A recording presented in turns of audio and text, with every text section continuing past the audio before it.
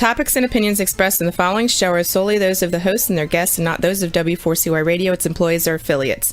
We make no recommendations or endorsements for radio show programs, services, or products mentioned on air or on our web. No liability, explicit or implied, shall be extended to W4CY Radio or its employees or affiliates. Any questions or comments should be directed to those show hosts. Thank you for choosing W4CY Radio.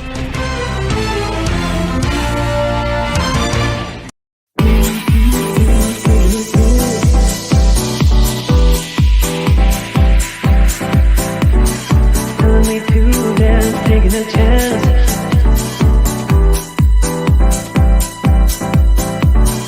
Telling me to dance, taking a chance.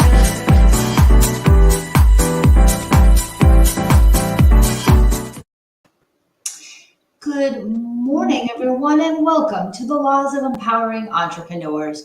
I am your host, Blanca, and the founder of the Laws of Life Television Network. And this is my esteemed co-host, Mr. Natan Verkovsky, the founder of the Essential Academy. How are you this morning, Natan? Wonderful, Blanca. How are you doing, my dear?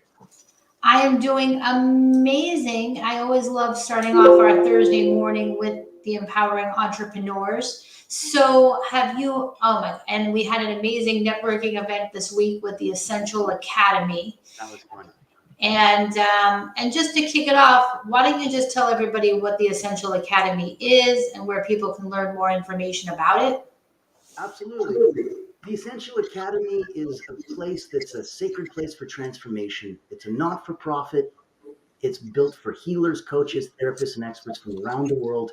It's a private, invitation-only, by referral-only educational community. Amazing. So what is the benefit of the invitation-only model as you see it? When you look at something that anyone can buy their way into, compared to things that people have to earn and be validated by peer review, that they're categorically recognized. Like in boxing, they have, undisputed heavyweight champion of the world. That's nice. So those are the kinds of things that make it easier, that when you're looking at differentiating yourself, if you start with the big ones, we're not for profit. We're going for international accreditation to get K-12 and post-secondary non-granting degree status for institutions. Very few people that I go to a breakout room at a networking event seem to be going down that path. So we're trying to go differently.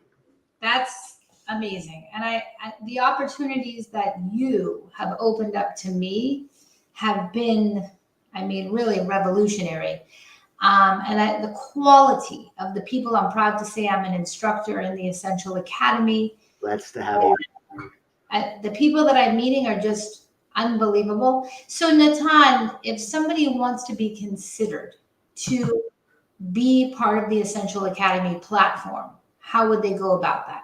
Since it's invitation only or by referral only, Blanca would have to formally extend an invitation right now to everybody. Everybody whose head and heart are in the right place. Everybody who's in alignment with truth. Everybody who identifies at least as a first degree black belt online and knows what they're doing and can help others. Everyone who's here to serve and to teach and not just to sell something. Those are the people that we would love to say hello to. Exactly, to serve and to teach. And there's going to be a lot of extensive opportunities for you. And I think that's why our platforms are so compatible, because many people in the Laws of Life platform have quote unquote laws of life, their niche. And just to remind everyone, Natan is our judge next Tuesday from 11 to 12:30. Along with Mark Siegel and Tony Kaufman that Natan brought as a guest. You will have 1 minute to speak on your laws of ...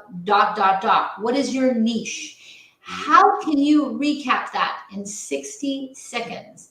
And everyone's 1 minute will be placed on the Laws of Life Roku channel under the networking category so that people can get to know you and refer back to that video.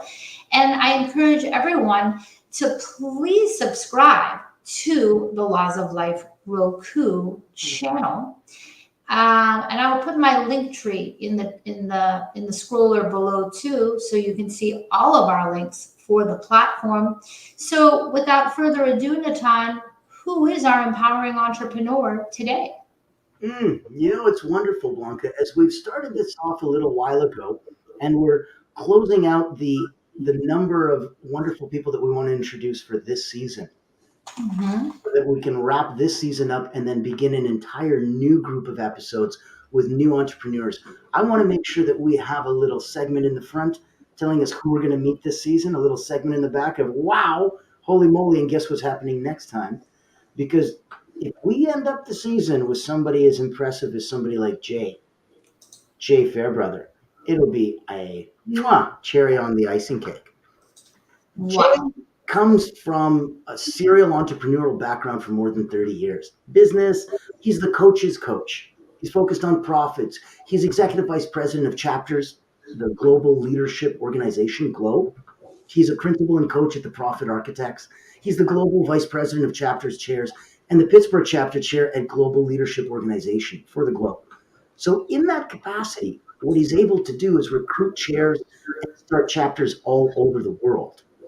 That means that if in your city you don't have a chair of this, you need to reach out to Jay so that you can be that leader locally and internationally. There's something else that he has that comes up that I'm going to talk about when we get to introduce him. But he is just a perfect example of entrepreneurs get better at what they do in order to help other entrepreneurs and just keep that beautiful cycle going. Okay, well, without further ado, let's bring Jay Fairbrother to the stage. Good morning, Jay. How are you today? Good morning, guys. Pleasure to be here. Excited. Oh, so happy to have you. So my first question out of the box is the Profit Architects. What was your philosophy behind that title? Great question. So this is born from my own experience, and most entrepreneurs go through this cycle, which is when I started my first business. And like most entrepreneurs, it's all about growth, more leads, more clients, more revenue, which brings more headaches, more problems, more overhead. And often entrepreneurs get stuck there while their business might be growing. They're not that profitable. And in my case, my first company, I grew it to 50 employees, and my ego was pretty big at that point. I grew it to 5 million in sales. I kind of thought I was a hot shot, and I still wasn't making much money. I was barely making six figures, hadn't had a vacation in 5 years. That's a lot of stress for that result.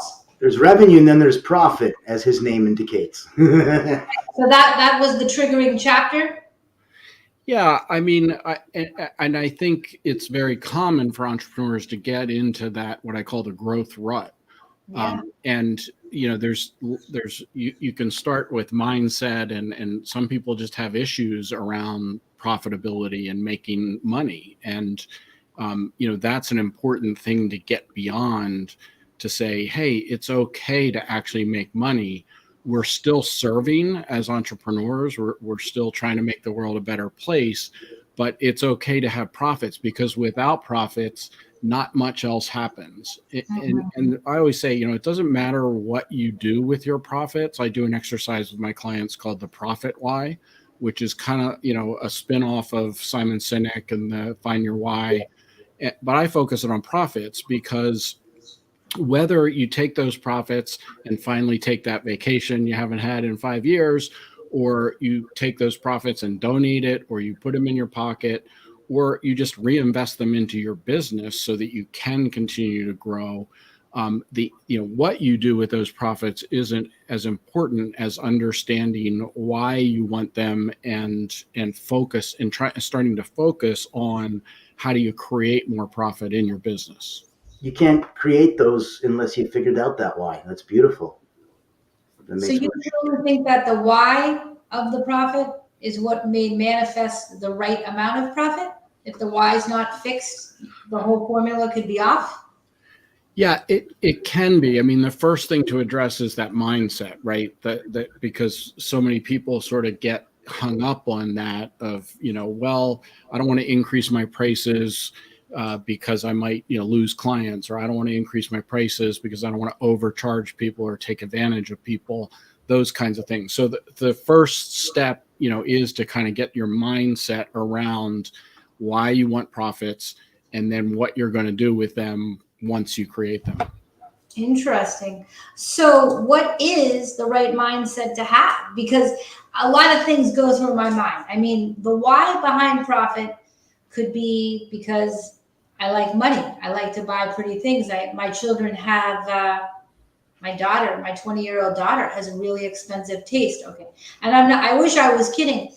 I mean, I've actually, because of the journey that I've been on, and everybody knows my story, like material items, I mean, yes, it's great to be beautiful. Health, inner health is the most important thing. Inner health, the ability to exercise. I mean, walking is free. That is, to me, the best activity in life. There's a couple others that are free too, that are pretty good too, but walking doesn't cost you anything. Why isn't everybody walking an hour a day? What's the excuse? Unless there's a disability.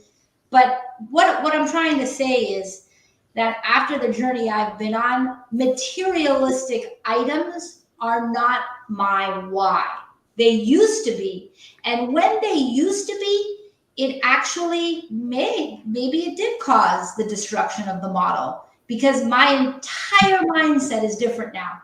My why is I want to make sure my children are provided for. I want to make sure I can help all these amazing nonprofits that I'm meeting every day and make a donation whenever I feel like it. Or if I want to get on a plane and go to Africa, freedom and flexibility. So what's your why, Jay and Natan? Talk to me. Well, for me, my why, it's very similar to what you just described. In that example of me building my first company, I was a conqueror, right? I wanted to have the biggest company I could, and it was wrapped into my ego and that kind of thing. And to finally make that transition to say, okay, wait a minute, let's focus on margins and actually creating profit, which enables all of those other things, whether they're materialistic or not. That's the first step, is to get beyond that sort of ego part and look at and get comfortable with your profit why, so to speak. I love it. What's your why, Natan? I look at it in an interesting way, because we're a not-for-profit. So I'm trying to empower other not-for-profits and nonprofits and people that play in that realm to get it out of their head that you're not supposed to make money. You can't pour from an empty cup. You can't be a broke philanthropist. So if I have the ability to convince people to give me millions of dollars and hold it in trust as a conduit until it transcends through me and we can find these people, these millions of people that this can help, what a blessing. Wow. That's so beautiful. It's a different why. I need as much profit as I can get. I can wake up in the morning, look you straight in the eye and say, we need $6 million right now, girl. And you can't look at me like, are you trying to buy a shiny red car? No, I'm really not. We're trying to impact this. And that's, if I want to share, and I know this is out of turn, and normally we'll talk later in this interview about, why Jay came to join us and stuff like that. But I can tell you up front right now, for the people that are here, that are listening, that are getting the benefit, one of the reasons that I fell in love with Jay, and I wouldn't have invited him into our private community if I didn't, because ask yourself this. I mean, it's private, it's invitation only, it's by referral only. It's already got everybody who's MBAs and PhDs and just, 6+ dozen of the most incredible people. Okay, why that other element? Why the heck did I pay all the time and money and energy to go get the not-for-profits? Not needed. Could have just gone this way and become one of the most expensive, exclusive areas, the same way that Udemy and Lynda.com just cater to the lowest common denominators. I could cater to the top people. Nope. That is not going to help. And in something that's very specific to Jay, this is what I wanted to really bring to the attention. He derives his why from reinventing himself and committing to helping other entrepreneurs avoid his failures, his mistakes, his lessons that he's learned. His mission over the next decade is to create $10 million in additional profits by helping 100 entrepreneurs through his $100,000 profit program. Oh, I love that goal. That's a beautiful, beautiful goal. So your goal is to help basically 100 entrepreneurs make 100,000. Is that what I'm hearing? Yeah. So my $100,000 profit program is geared towards 7-figure entrepreneurs. And what I am doing with that program is guaranteeing $100,000 in profit above and beyond our fees when we engage with someone in that program. Yeah, and that's, again, it's based on this concept of, if you're in that growth rut, your business might be growing, but you're not really creating profit. There's so many different ways to look and help a business owner. In fact, when I sit down with them, we go through like 40 some areas of the business, and the basic approach we use is that we'll just, we do a deep dive. We go through all those areas. Are you doing this? No, add it to the list. Are you doing this? Yes, but not well. Add it to the list. Are you doing this? Yeah, we're doing it, and I think we're doing it fairly well. Okay, keep it off the list. What we hope to do at the end of that deep dive is come up with 10 or 12 areas that we can focus on that say, let's work on these areas, and then take those 10 and 12 and rank them for least cost and effort and most impact, put them on a list, put them on a timeline, and that becomes the blueprint that we use to coach the entrepreneur and work with them on creating more profit. Jay, do they have to wrap their head around the fact that, you could be at the level of skill that you've got the email list, you've got, all of the little search engines, you got the teams, you got the this, you got the that, you got everything in place. You've been online for a while, you're making stuff, and here you are putting on an event, and now you're producing it, and you're rolling your hair because it's a crazy event.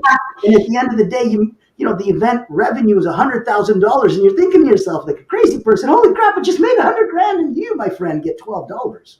You did not get 100,000. You get $12. That's it.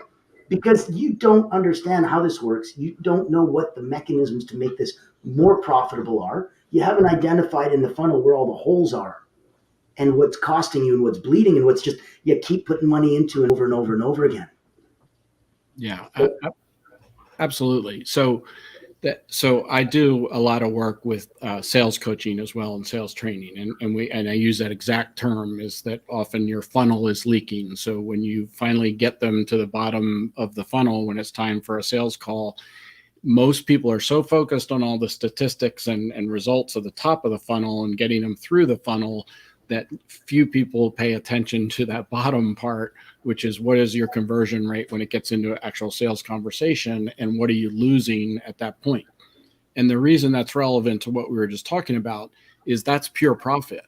Yeah. In other words, you've already created all the expense, time, and effort to get them through your funnel, to get them to that final stage where you're trying to convert them into a client or customer. Yes.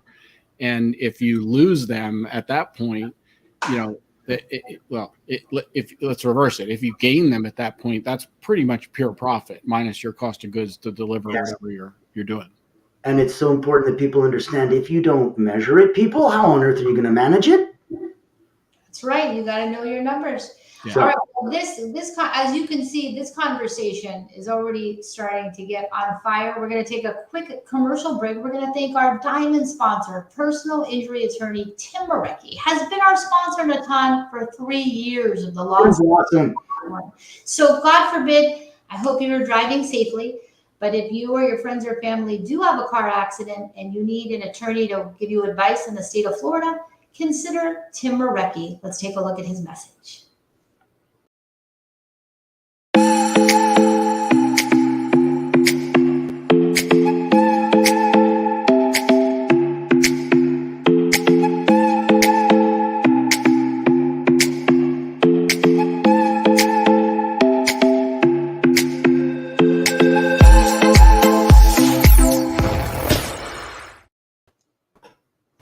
So we are back at the Laws of Empowering Entrepreneurs. I'm your host, Blanca, the founder of the Laws of Life platform, along with Natan Makovsky, the founder of the Essential Academy platform.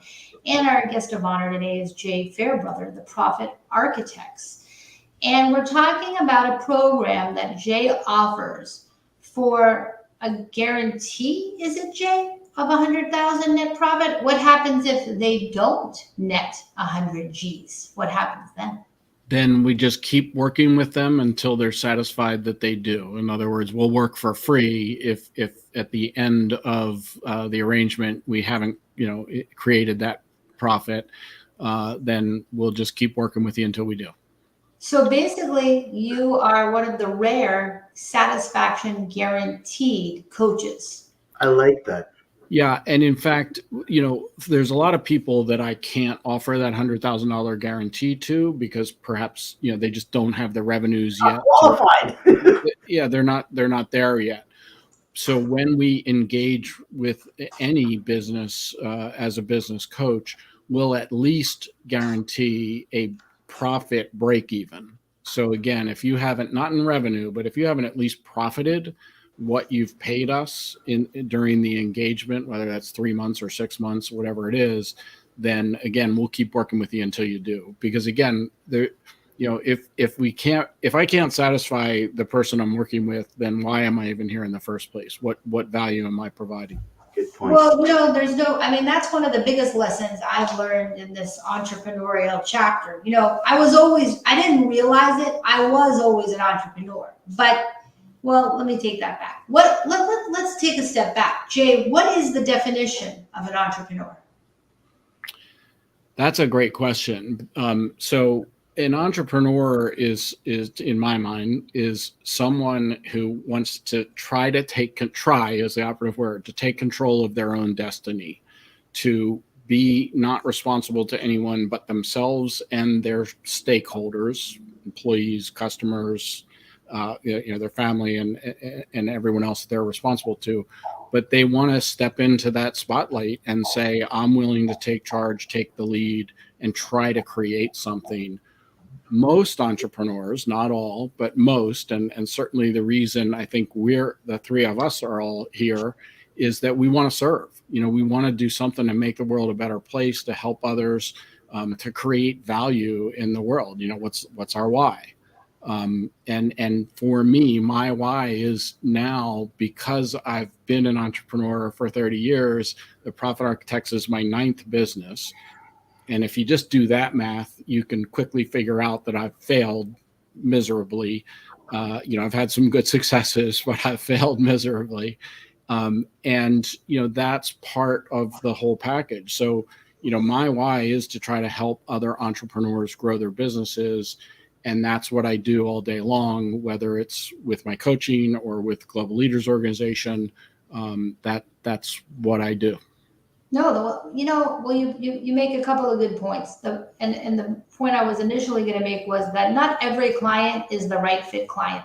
Yeah. I've had clients that pay me a boatload of money, but they're so candidly unappreciative and disrespectful. I don't even want to be in their company. And for me, respect is everything. If someone doesn't have respect, kindness, and professionalism, it's a non-starter. I don't care if they write me a check for $1 million. I will no longer sacrifice my soul for money. That will never happen again. Okay. But I sacrificed my health, my balance, my mindset, my energy, and my listening. When somebody offends you, they offend you. Now, maybe you have to look at the root cause of why so here's my question for you, Jay. What happens? Who's a good fit for your program? Obviously, they have to have the fundamental qualities of kindness and professionalism. But are you going to be looking at their tax returns to see if they made at least $50,000 in order to get to a net profit of 100? Are you going to look? What if they made 200? I watch Shark Tank all the time. There was a company last night that made $5 million, and their net profit was negative $1 million. Right. So what is the metric you utilize to accept applicants? It's not an exact science. It's a judgment call. Mm-hmm. And a lot of it has to do with the mindset of the entrepreneur more than it has to do with their financials. Right. to flip the scenario, I get a lot of people who, when they look at my $100,000 profit program, which is a great hook to get someone's attention, but they say, they'll say to me, $100,000 of profit, like that's one new project for us. That's not $100,000 in profit isn't enough to get me out of bed, and that's fair, because for some companies, depending on where you are in the journey, that can be appropriate. Yeah. So, and in those types of situations, if they bring us on board, our goal is a lot more than $100,000 in profit. But it all circles back to, to answer the question of who's a good fit, is the entrepreneur, is the entrepreneur willing to make some changes? And, it's a cliche, but to start working on their business instead of in it, and really take at least a couple of hours a week to focus on changing some things and working on the strategy.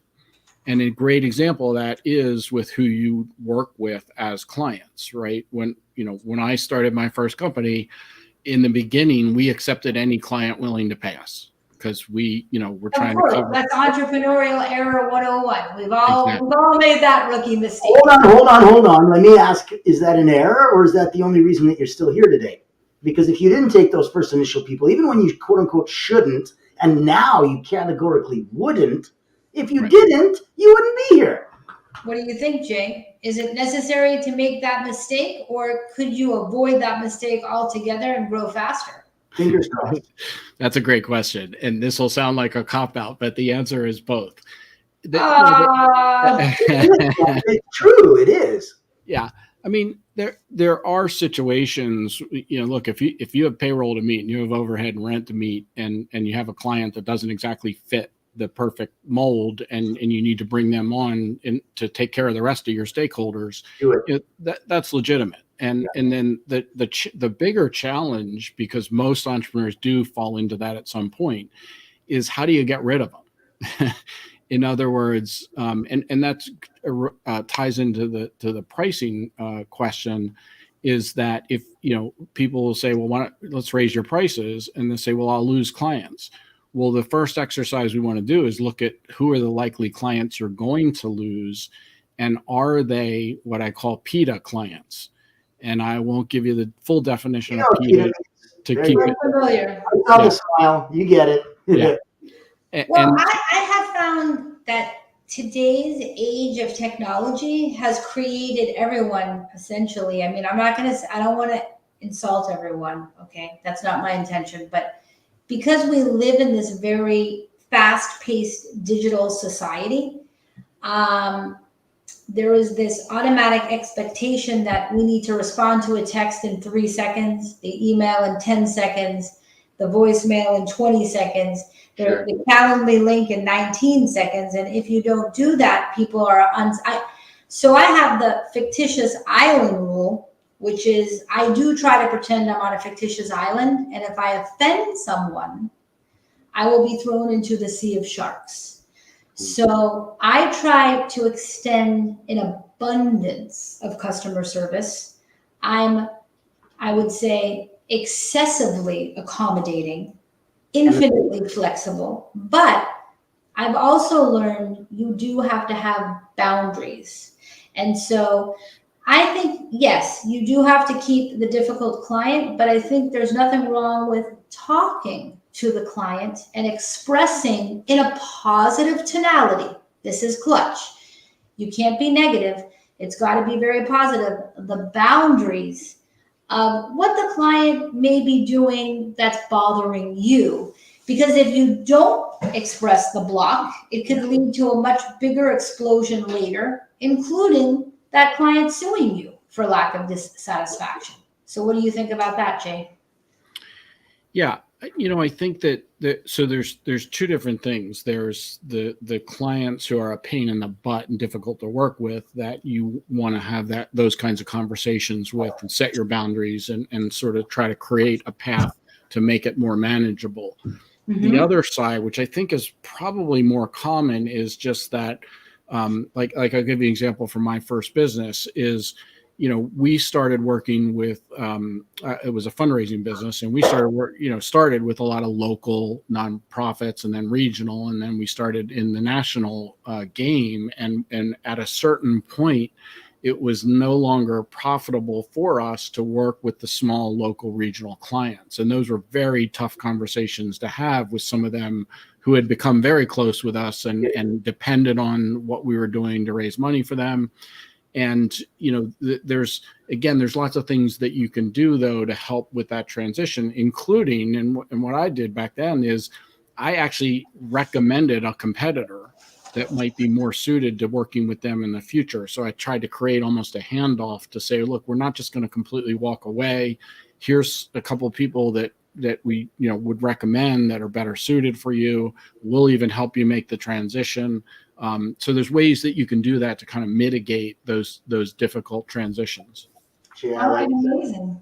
Blanca, it's important to have that, because if you look at the capacity to offload clients that you do not want, and still, like, the definition of tact is make a point without making an enemy. So to go, maybe I could be a better service to you if I just simply referred this person who's, like, right now categorically in alignment with what you're looking to do. I may not be. The same way that I would reverse that sentence and be like, hey, here's what we do, and you don't seem to be in alignment with what we do, and maybe one day you will be. Give me a shout back. So whatever side you're on, if you can do it that way and delicately, it might make a difference. That's one of the things that really, really made me happy when I was looking at Jay. Before I came into the space that I'm at and what I'm doing and where I get to play, it was the clarity of finding out, okay, here's the message, here's who we're looking for. And that clarity only came from self-imposed discipline. So one of the things that I resonated with Jay was so clearly when he said, I need to raise $10 million because that implies that I helped 100 people reach $100,000, and that's beautiful. And then I went back and went, why is that number so familiar to me? I'm like, oh, I know. Because that word at the top of the page is clarity. And it just says I make $100 million, $10 million a year. It's like I was in trouble at school and you have to write notes, right? Well, I wrote a hell of a lot of notes. This is one of 10 stacks that I woke up every day and wrote my $1 million mindset affirmations. Years before this happened, so that I could get into the vibrational resonance that is of abundance, so that I can attract the abundance that I need to my mind. So that Ted called us and said, hey, have you heard of the Audacious Project? And I'm like, no. And they're like, well, if you want to reach millions and you're a not-for-profit, well, you probably need millions. Let's help you. I'm like, well, that would be nice. Wouldn't that be great? So in that capacity, I resonated with Jay because I did the work. You don't get to be this guy and go, I didn't do the work. Because then you talk to somebody like Jay and he goes, okay, so you skipped this part. I don't know how you fluked out. I don't know how you managed to sneaky by this part. But here's what's holding you back from greater growth. Here's what's holding you back from greater profit. It's the same thing that my father at Cirque du Soleil for 30 years, back when he was Olympic gymnastic coach for power tumbling and gymnastics. If you're going down the runway and your round off is sloppy, because somebody, when you learned your round off back in like grade 3, didn't correct you to make it straight, your round off back handspring, back tuck, triple back foot is going to be offline and maybe potentially crash. So when he had some of the greatest people that have ever placed in that sport, and their nicknames were Crash, he's like, that's not cool. That's not cool. Let's bring you back a minute and let's understand why the hell you crashed. And it's the fundamentals. It was literally, as embarrassing as it sounds, somebody on the Olympic caliber, world caliber stage, it was their round off. It was so off, and it wasn't a lay your hands down smooth and twist your body in a beautiful motion. It was a jump into a 180. Well, no kidding, that's going to cross your fingers every time. It looked awful. So this is where somebody like Jay comes from and can really move that needle forward. That's why he gets to come to the Essential Academy. That's why he's with us. I love it. I love it. Well, everything, just you both are so full of so many laws of life. It's literally like my brain is on fire. And it really is a celebration of the collective expertise of all of us today. And that's what I love about this show. And let's take a quick commercial break to celebrate the Laws of Life Roku channel. This show is on the Roku along with 28 other shows. Please subscribe to the Laws of Life Roku channel. Let's take a look.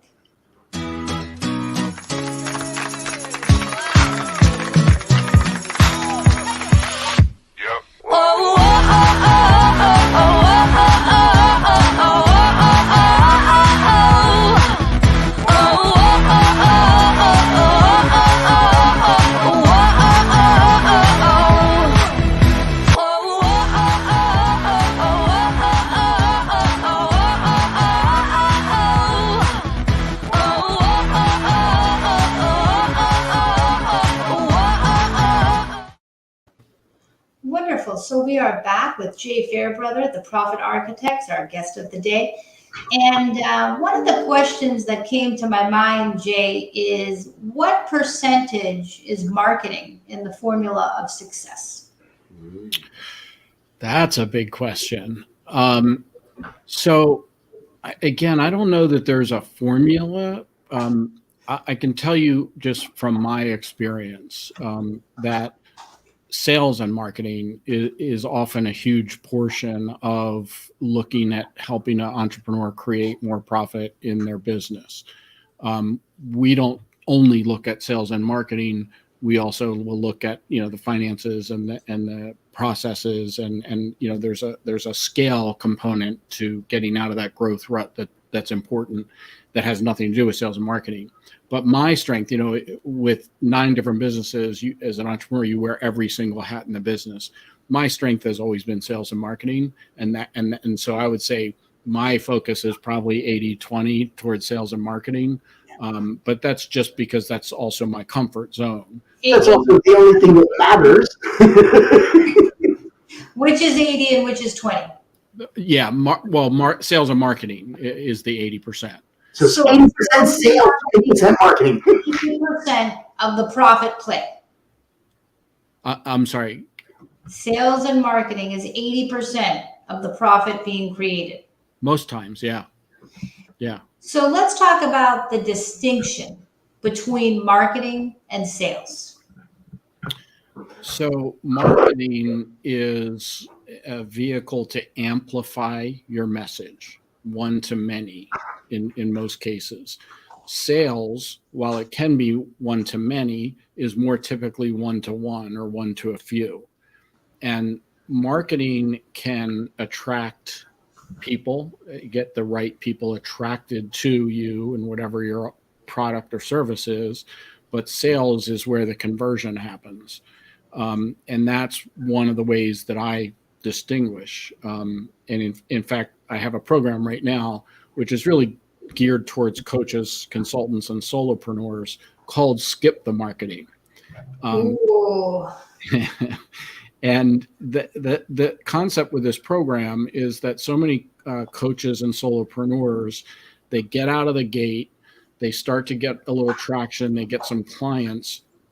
But anyone, if you are a coach or consultant, you'll know this, anyone who hangs that shingle on their online profile in any capacity gets bombarded every single day with pitches, LinkedIn messages. Pitches. I'm a coach too. Oh my God. Yeah. And you get pitched constantly on, you need this platform, that course, this guru, paid lead gen, paid ads, paid social media management. And it's overwhelming for most people. And that's really where, in working with hundreds of coaches, especially over the last few years, I see them get bogged down. Is they don't know which marketing things to choose, and then often they get it out of sequence. In other words, they don't have their branding and messaging right to be attracting the right people. They're blasting these marketing messages out to, they might hit some of the right people, but often they're just too spread out because they aren't dialed in terms of their branding and imaging being, exactly for the people they're trying to attract. And then on the bottom end, as we discussed earlier, their funnel is leaking because they're not good at converting people at the end. So we created this program called Skip the Marketing. And we're not saying marketing's bad, marketing's essential. But what we're saying, especially for coaches, consultants, is just put a pause on all that marketing. Stop spending money on that part of it, and let's get the foundation correct. Let's make sure that your, whatever your image and branding is, that Your message, your message that shows what your superpower is, that shows what you really are providing. Let's get that right.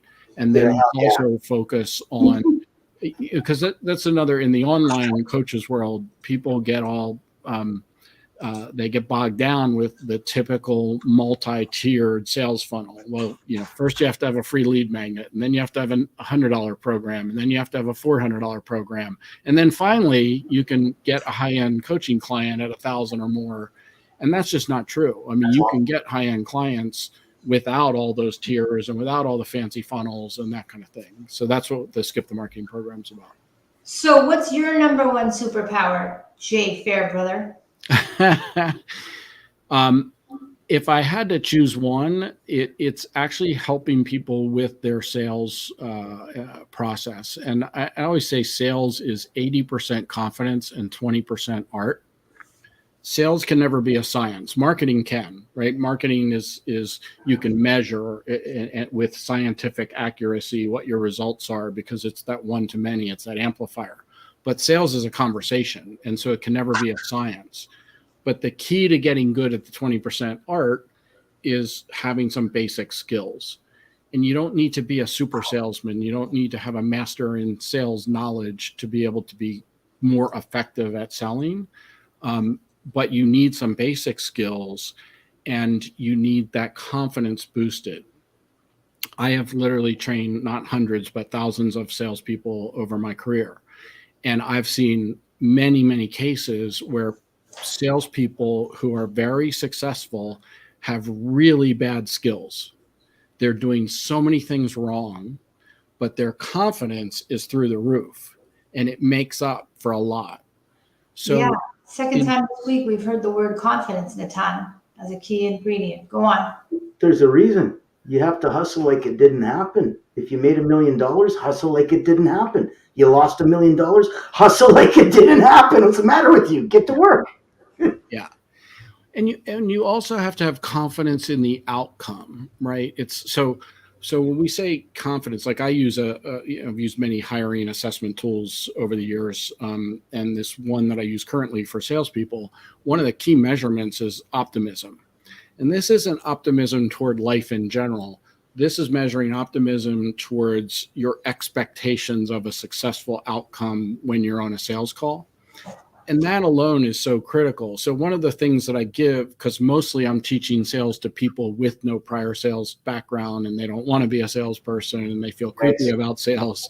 Yes. One of the things I suggest is, look, just take some deep breaths before every sales call, relax, try to close your eyes, do a little meditation, imagine the outcome that you want, right? Just very simple, but anything you do to increase that confidence level just a little bit will actually have measurable results in the conversion.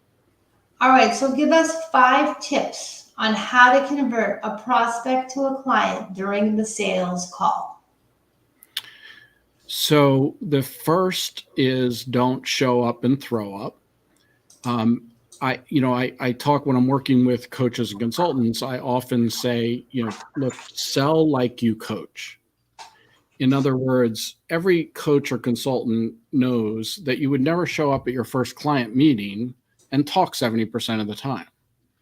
You instinctively know as a coach that you're going to, probe for their challenges and understand what the pain points are and really get them to draw that out and talk about it.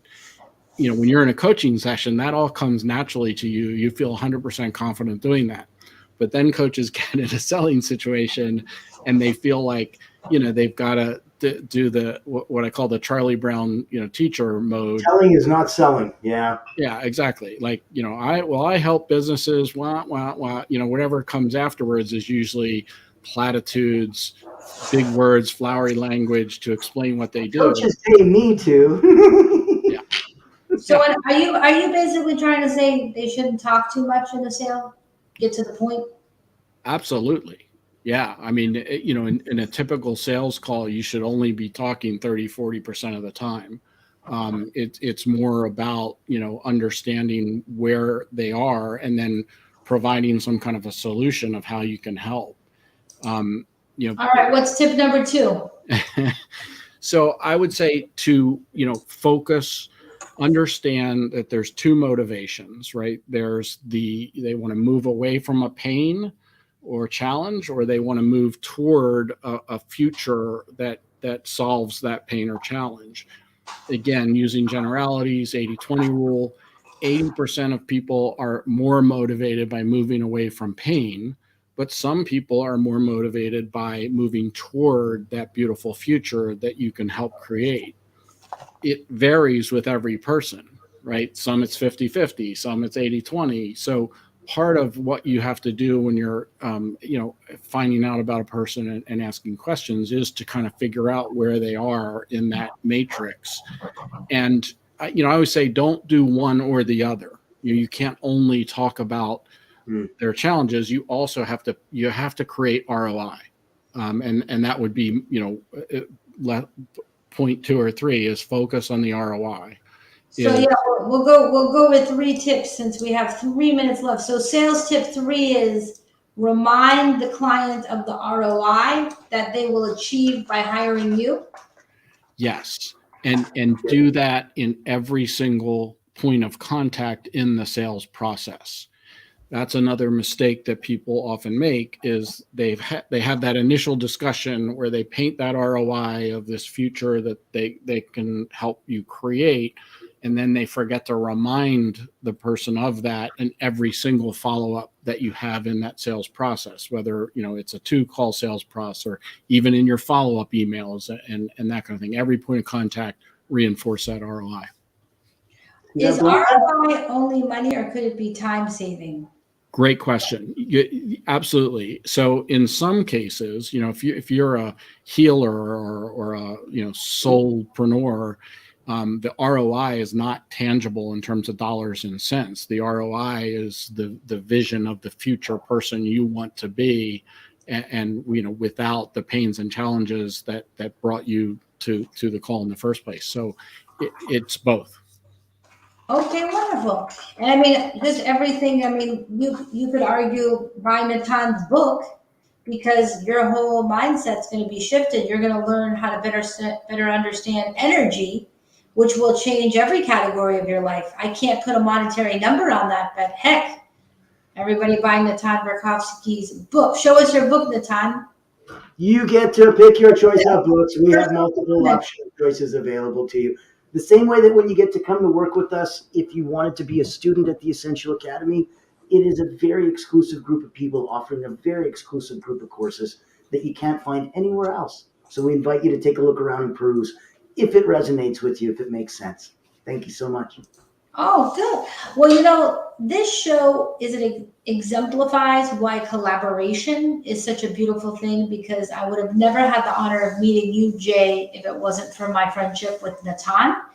And you truly are a gift, and congratulations on your success. And thank you for opening up about your story, sharing your wisdom. I know that we could probably talk for hours about strategy. But everybody out there, we will put Jay's contact websites on the scroller. You can reach him at theprofitarchitects.com. You can also explore his program, skipthemarketing.com, or check out his withglow.com. So there's 3 opportunities for you to learn more, dig a little bit deeper about Jay, and find out maybe his net 100K profit program could be another 2022 strategy for you to get the profit where it needs to be. So Jay, one last question and then we're going to wrap. What is your number 1 law of empowering entrepreneurs? Well, I'd say never give up. As I mentioned, I've failed many times. Part of my story, as Natan knows, is that after the 2010 financial crisis, I lost everything. I quite literally, not an exaggeration, went from multimillionaire living in a mansion to living in a friend's basement, not even owning a car. So clearly I'm not a very good investor, but you've just gotta pick yourself back up and find your why and go out there and keep getting back up. I love it. Well, thank you so much for inspiring us and sharing your story. That's really inspiring, because just remember, it's not always going to be sunshine and cloud and blue skies every day, but just keep going. Just keep going and give yourself a break. Don't be too hard on yourself. Yes. If you're having a bad day, all right, take the day off. It's okay. The world won't end if You're an entrepreneur. You allowed yourself to do this in the first place. Enjoy something first. And to tell what's your number one law today? My 80% is someone else's 100%. Oh, all right. Well, I want to thank everybody out there for watching The Laws of Empowering Entrepreneurs. Please share this video with your friends. I know this could benefit hundreds of entrepreneurs worldwide. Wrapping up the season, baby. This is exciting. I'm telling you. So everybody share, and stay empowered and stay positive, and vice versa. Thanks for watching and always cheering us on. Until next time, see you later. Bye, everyone. You're like a circle that floats around me, keeping me safe and sound. And when I fall, you tied a rope to me. You're blessing me every day. I was down with an illusion, like a sparrow with broken wings. But now I shine with your reflection on me. I'm getting back up on my feet. That you showed